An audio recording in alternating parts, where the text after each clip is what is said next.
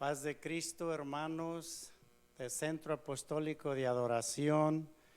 Saludamos con la paz de Cristo, hermanos y amigos que por medio de las redes sociales nos miran. En este día vamos a estar compartiendo el estudio de la palabra de Dios, marcado para llamar. Y vamos a estar leyendo unas escrituras. Ahí la primera escritura, Isaías capítulo 6, versículos 5 al 8. Pero antes de leer esta escritura, queremos elevar a Dios una oración, que el Señor sea quien hable por medio de su siervo. Padre Santo, te doy gracias, Padre, por estos momentos, Señor, que estamos aquí, Señor, para compartir tu palabra con tus hijos, Padre, y con todo aquel que nos escucha, Señor. Que tu palabra llegue a cada corazón, Jesús, y que haga el efecto para lo cual tú le envías, Padre. En el nombre de Jesucristo te lo pido. Gracias, Señor. La escritura que leemos se encuentra en Isaías capítulo 6, versículos 5 al 8. Y dice de esta manera: Entonces dije, ay de mí, que soy muerto, porque siendo hombre inmundo de labios y habitando en medio de pueblo que tiene labios inmundos, han visto mis ojos al Rey, Jehová de los ejércitos. Y volvió hacia mí uno de los serafines, teniendo en su mano un carbón encendido, tomando del altar con unas tenazas, y tocando él sobre mi boca, dijo: He aquí que esto tocó tus labios, y es quitada tu culpa y limpio tu pecado. Después oí la voz del Señor que decía: ¿A quién enviaré y quién irá por nosotros? Entonces respondí yo: heme aquí, envíame a mí. Hermanos, en este día, como dijimos, nos ocupa este estudio, marcados para llamar. Aquí miramos que el Señor escogió a Isaías para traer el mensaje al pueblo, traer este mensaje, este llamado. El Señor lo llamó para traer el mensaje a su pueblo. Queremos hablar de este siervo, profeta Isaías, y también estaremos mencionando del siervo San Pablo, quien Dios también escogió y llamó para traer el mensaje de salvación al pueblo y a los gentiles. Y vamos a hablar también un poco al concluir del evangelio del evangelista San Juan, quien recalcó en una escritura en las Revelaciones también concerniente al quién es el Señor. Aquí primeramente queremos enfatizar que Isaías, él entendió en qué lugar estaba, a quién miró, y él entendió quién era él. En primer lugar, entendió delante de quién estaba, delante de la presencia del Señor, quien lo llamó para hacer el llamado a otros también, al igual que como llamó a Pablo, a Saulo de Tarso, quien fue Pablo, para hacer ese llamado a otras personas para venir al reino de Dios. Isaías nos deja muy claro allí en el versículo 7, dice: tocando con él sobre mi boca. Cuando aquel serafín tomó aquel carbón que tocó la boca del profeta Isaías y que le dijo: tu culpa es quitada. Aquí queremos hacer un paréntesis y conectar este llamado con el llamado del Señor Jesucristo. Cuando Él nos tocó con su sangre preciosa, nuestra culpa fue quitada. Allí terminó, hermanos, esa culpabilidad en nosotros. Al aceptar al Señor Jesucristo como nuestro Salvador, aceptar su sangre, esa culpabilidad fue quitada. Ahora lo que corresponde a nosotros es continuar viviendo esa vida en santidad con el Señor. Déjeme decirle que cuando el Señor le habló a Isaías, estaba en medio de se podría decir, de un caos que estaba pasando, porque se había muerto el rey Usías, quien era rey de Israel en ese tiempo. Se había muerto y pues el pueblo estaba se puede decir, en un caos, porque estaba en pecado. Déjeme decirle una cosa también, que ustedes que han leído la palabra de Dios, nosotros miramos que todos los reyes que había en los tiempos antiguos, en el tiempo del pueblo de Israel, allá desde cuando llegaron, que se les dio la tierra y tomaron reyes, y no hubo un rey que no le fallara a Dios. Aún el rey David le falló a Dios. Pero había estos otros reyes. El rey Usías estaba en medio de una grande falta ante Dios.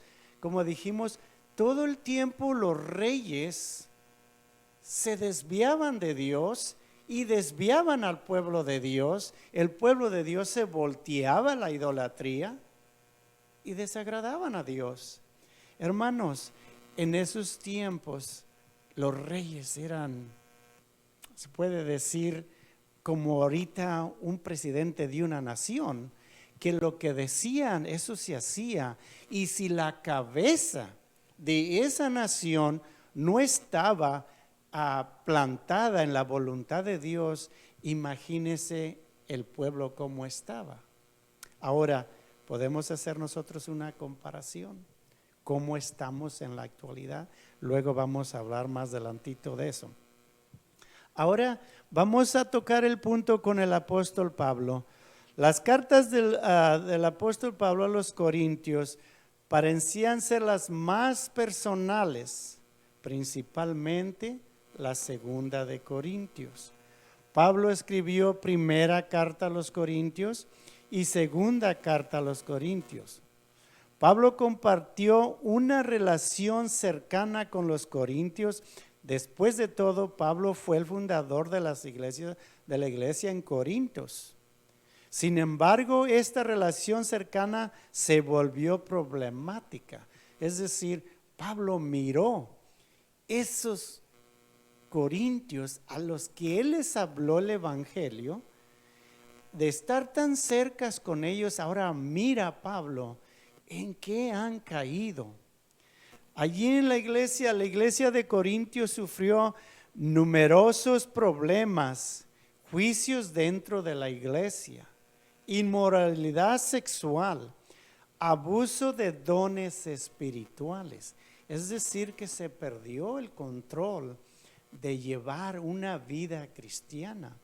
Los miembros ricos que dominaban la comunión y excluían a los pobres. Fíjese cómo estaban. Ya era una cosa como un ritual. Tú eres pobre, tú no puedes estar aquí. Eso era incorrecto. Quizás lo más doloroso para Pablo fue el hecho de que algunos en la iglesia de Corinto habían rechazado su liderazgo. Es decir, estaban desobedeciendo totalmente lo que Pablo les había enseñado. No vamos a leer todo el capítulo 3 de Primera de Corintios, pero vamos a aprovechar el tiempo. Vamos a leer Primera de Corintios capítulo 3 versículos del 1 al 8 y vamos allí a analizar un poquito por qué se refería el apóstol San Pablo de esta manera con los corintios. Como dijimos, era un pueblo que después de haber conocido el plan de Dios, se desviaron. Perdieron el control de lo que es llevar una doctrina sana de lo que es llevar una vida santa con Dios, como leímos, había problemas dentro de la iglesia, había inmoralidad, al igual que es lo que acontecía cuando el rey Usías. Por eso el profeta Isaías dijo: ay de mí, que soy de labios inmundos y mis ojos han visto al Señor. Él reconoció, como dijimos, reconoció enfrente de quien estaba y qué era él. Aquí San Pablo les escribe a los corintios, allí en 1 Corintios capítulo 3, 1 al 8, dice: de manera que yo, hermanos, no puedo hablaros como a espirituales, sino como a carnales, como a niños en Cristo. Os di a beber leche y no vianda, porque aún no erais capaces, ni sois capaces todavía, porque aún sois carnales. Pues habiendo entre vosotros celos, contiendas y disensiones, ¿no sois carnales y andáis como hombres? Porque diciendo el uno: yo ciertamente soy de Pablo, y el otro: yo soy de Apolos, ¿no sois carnales? ¿Qué pues es Pablo y qué es Apolos? Servidores por medio de los cuales habéis creído, y eso según lo que a cada uno concedió el Señor. Yo planté, Apolos regó, pero el crecimiento lo da Dios. Así que ni el que planta es algo, ni el que riega, sino Dios que da el crecimiento. Y el que planta y el que riega son una misma cosa, aunque cada uno recibirá su recompensa conforme a su labor. Aquí miramos que Pablo les habló duramente, porque él sabía por lo que estaban pasando. Eran tan niños que decían no. Si uno de los de Apolos le hablaba, decía: no, yo soy de Pablo, yo recibí el evangelio que Pablo me dio, yo soy de Pablo. El otro de Apolos: yo soy de Apolos. Y eso es lo que les refirió San Pablo en su carta. ¿No sois niños para que estés hablando así? En otras palabras, no has madurado, no has llegado al nivel que debes de estar para poder hablarte la palabra sólida. Hermanos, nos hacemos esta pregunta hoy en día nosotros, los creyentes: ¿podemos recibir una palabra sólida? ¿Estamos listos para la amonestación que nos da el Señor por su palabra? Allí usted, hermano, hermana, hágase esa pregunta, usted mismo contéstesela. ¿Qué tan maduro usted está en la palabra de Dios? ¿Cuánto puede usted resistir, aguantar si su pastor, por decir así, vamos a hablar, si su pastor le amonesta con palabra sólida? Déjeme decirle que vamos a hablar de esto más adelantito. El pastor fue llamado y para ser llamado. El pastor tiene la autoridad de amonestarnos, la tiene de parte de Dios, porque ha tomado ese ministerio y es su responsabilidad. Y nosotros tenemos la obligación delante de Dios de escuchar y analizar. Si se nos está amonestando con la palabra de Dios, tenemos toda la responsabilidad de aceptarlo. Aquí el apóstol San Pablo eso les dijo a los corintios: ¿no sois niños? Os he dado a beber leche porque no podíais comer viandas. Es decir, les hablaba blanditamente porque todavía no podían aceptar la palabra sólida.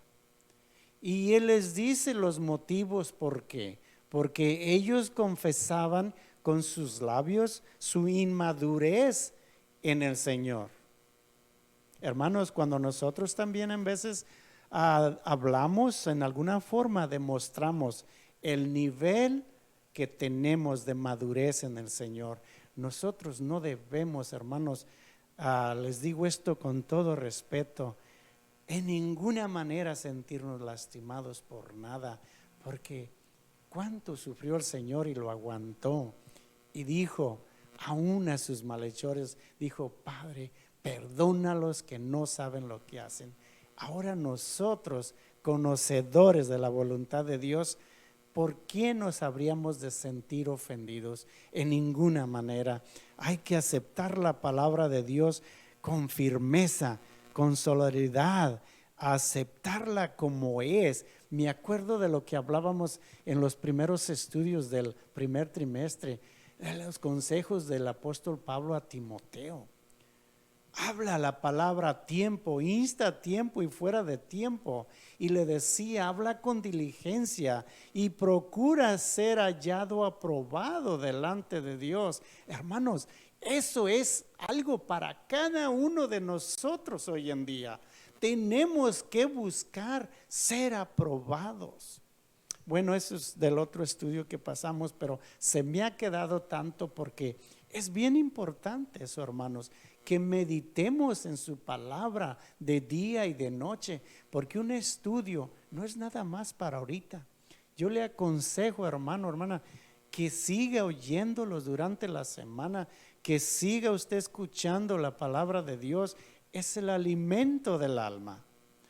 No desperdiciemos nuestro tiempo en cosas que no edifican. Aproveche su tiempo. La palabra de Dios dice que andemos sabiamente, redimiendo bien el tiempo. Esto es redimir bien el tiempo, hermano. Leer, escuchar la palabra de Dios, compartir el evangelio con las almas, hablar es un gozo, hermanos. Hagámoslo. Les aconsejo en el nombre del Señor que practiquemos esto diariamente en nuestro caminar. A veces hablamos, hermano, de las hermosas cosas que nos esperan con el Señor. Hermano, vivámoslas ya ahorita. Ahorita es el tiempo de empezarlas a vivir para que cuando lleguemos con Él ya vayamos practicando. Vamos practicando mientras llegamos con Él. Hay que vivir la vida en abundancia ahorita. El Señor dijo, tendréis vida y vida en abundancia.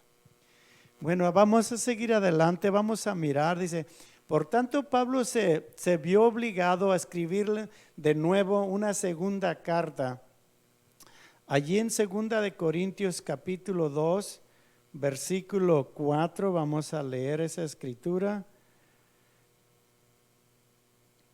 En capítulo 2, versículo 4 de la 2 de Corintios dice, porque por la mucha tribulación y angustia del corazón, perdón, tengo el verso mal, dice, en los cuales el Dios de este siglo cegó el entendimiento perdone.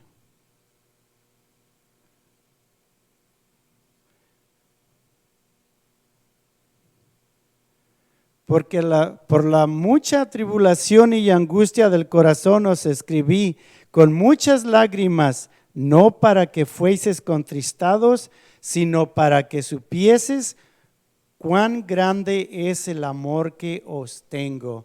Allí Pablo les escribe de nuevo, les dice, esta carta que va con lágrimas, esta carta que va con este sentir, la escribo no para que se entristezcan vosotros, para que ustedes puedan entender cuánto los amo y por eso les hablo como les hablo.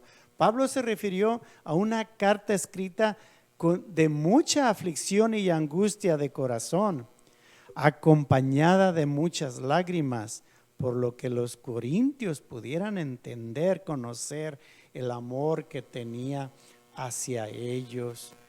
En 2 de Corintios él se comparó, Pablo dijo, Pablo proporcionó una de las mejores metáforas, es decir, una comparación para el ministerio pastoral. Pablo se refirió a sí mismo y a sus compañeros de trabajo como vasijas de barro o vasijas de barro que contienen tesoro. Allí en 2 de Corintios 4:7 dice San Pablo a los Corintios, pero tenemos este tesoro en vasos de barro, para que la excelencia del poderoso de poder sea de Dios y no de nosotros. La excelencia que él presentaba, no quería que fuesen a mirar que era Pablo. Por eso aquellos hombres dijeron, yo soy de Pablo, yo soy de Apolo. No, Pablo les dice, nosotros solamente somos unos vasos de barro. Ahora, estos vasos de barro tienen un tesoro precioso, que es el Evangelio, las buenas nuevas de salvación, lo que os ha alcanzado a vosotros para salvación. Pero ahora es necesario que puedas recibir la palabra con exhortación. En el versículo 4 de ese mismo capítulo 4, allí dijo San Pablo, en los cuales el Dios de este siglo cegó el entendimiento de los incrédulos para que no los resplandezca la luz del Evangelio de la gloria de Cristo, el cual es la imagen de Dios. Hablándoles, no seáis como los que no han entendido el Evangelio. Ahora en nosotros ha resplandecido esa luz. Tenemos esa luz, es la luz del Evangelio. Las palabras que escribió, las lágrimas que lloró y el amor que ardía dentro de él. Tenemos una pregunta, tenemos unas cuantas preguntas. Pregunta número 1. ¿Cómo afectan las tragedias nacionales a las personas que viven en esas naciones? Ahorita podemos hacer una comparación. ¿Cómo ha afectado esta pandemia? Y no nada más en una nación, podemos decir en el mundo entero. Esa es una tragedia. ¿Y cómo ha afectado tantas vidas? Durante este tiempo tumulto, cuando el recuerdo del vergonzoso pecado de Usías, mezclado con el miedo a los ataques de los extranjeros e incertidumbre política, Isaías vio al Señor en el trono, en el templo de Judá. Es decir, cuando él dijo, veo al Señor en el templo, dijo, ay de mí que soy hombre de labios que no agradan a Dios. Pero allí miró al Señor y vamos a mirar qué dice San Juan enseguida de eso. Pregunta número 2. ¿Por qué es importante mantener nuestro enfoque en Dios cuando las cosas a nuestro alrededor parecen estar en un caos total? Volvemos a hacer el comentario. Cuando hay una cosa en la nación que parece que el hombre corre para allá y para acá y que no haya la solución, ahorita con este virus parece que no hay una solución. Hermanos, nosotros tenemos que mantener nuestro control, porque el control lo tiene Dios y nosotros estamos en Dios. Nosotros no debemos de estar preocupados. Yo sé, tenemos que respetar y cuidarnos, protegernos, pero hermano, si el Señor no quiere proteger, no va a proteger. Si el Señor quiere permitir algo, lo va a permitir. Eso yo lo aprendí desde el primer día cuando nos cerraron el edificio. Yo dije y me propuse en mi corazón, Señor, tú estás aquí, no importa que el hombre quiera cerrar, lo que hay adentro no lo cierra nadie. Y hermano, tenemos que tener una firmeza grande en nuestro Señor y no permitir que un caos nos descontrole. No, en ninguna manera. En ninguna manera. La interpretación de Isaías en este evento fue que él y la gente se sentían temblando de miedo, pero él reconoció cuando el serafín vino y le quemó la boca, los labios y le quitó la culpa. Él reconoció que estaba ante el Dios Todopoderoso, el único Dios Todopoderoso. Pregunta número 3. ¿Qué podemos hacer cuando enfrentamos la posibilidad del juicio y la ira de Dios? Déjeme decirle un comentario al respecto de esta pregunta. Yo creo con todo mi corazón que nosotros como hijos de Dios, lo digo una vez más y claramente, nosotros como hijos de Dios no nos deben preocupar absolutamente nada si estamos viviendo santamente como Dios quiere que vivamos, estamos haciendo todo nuestro esfuerzo para hacer la voluntad de Dios. Déjeme decirle que el juicio de Dios y la ira de Dios no nos pertenece a nosotros, hermano. Eso habla para los impíos, para los que no aceptan el evangelio, los que no aceptan la muerte y resurrección de Jesucristo. Allí es donde va a venir el juicio de Dios. A veces he escuchado comentarios de predicadores que dicen que lo que la nación está pasando es juicio de Dios.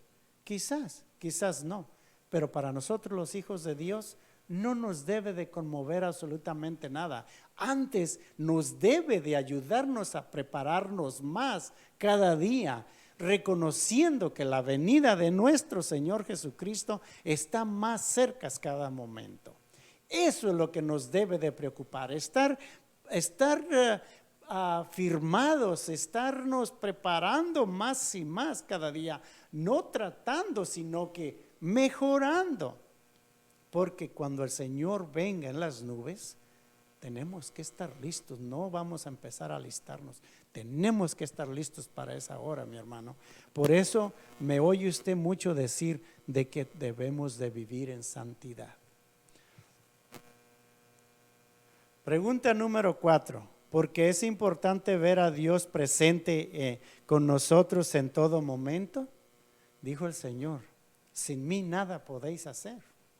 Entonces nuestra mente es ese nidito de este cuerpo. La mente piensa y le manda al corazón y el corazón lo va a dejar salir por la boca. Si usted cree que Jesucristo viene pronto, usted sigue pensando, Jesucristo viene y yo tengo que caminar esos pasos con Él. Y tengo que estar listo. Y tengo que hacer todo lo que está en mi parte para estar listo. Amigo, amiga que nos está escuchando, necesita que amistarse con Cristo, porque allá aquel día ya no va a haber tiempo. El tiempo es a hoy. Amístese con Cristo y le irá bien. Los cristianos entienden que en Apocalipsis 4, 8 al 11, Jesús está sentado en el trono. Fíjese, aquí es donde queríamos decirle, comparar estas escrituras. La misma escritura como la declara Isaías aproximadamente 700 años antes de Jesucristo. Ahora el Señor se la revela al evangelista San Juan cuando estaba ya en la isla de Pasmos. Quizás ya lo habían tirado por muerto. Allí Dios le dio esta revelación y dice de esta manera en Apocalipsis 4, 8 al 11. Y los 4 seres vivientes tenían cada uno 6 alas y alrededor y por dentro estaban llenos de ojos y no cesaban día y noche de decir: Santo, santo, santo es el Señor Dios Todopoderoso, el que era, el que es y el que ha de venir. Aleluya.